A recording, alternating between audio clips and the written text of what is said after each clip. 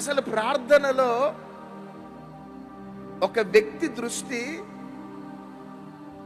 దేవుని వైపు ఉండాలా, రెండోదిగా తన్ను తాను చూసుకోవాలా. ప్రార్థన ఇటు దేవుని వైపు చూస్తూ తాను ఏ స్థితిలో ఉన్నాడో చూసుకోవాలి. అది ప్రార్థన యొక్క బ్యూటీ.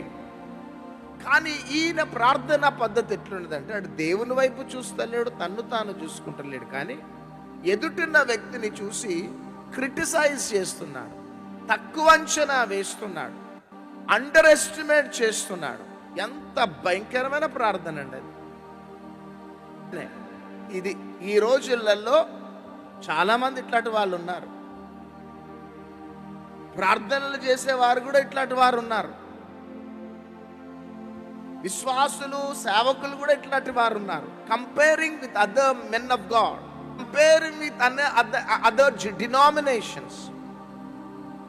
ఇది పరలోకానికి వెళ్ళేది కాదు. దేవుని దృష్టిలో ఉన్నవారు కాదు వీరు. వీరంతా కూడా సెల్ఫ్ ఎగ్జాల్టేషన్ అంటారు, సెల్ఫ్ బోస్టింగ్ అంటారు. My church, my fellowship, my doctrine, అంతే.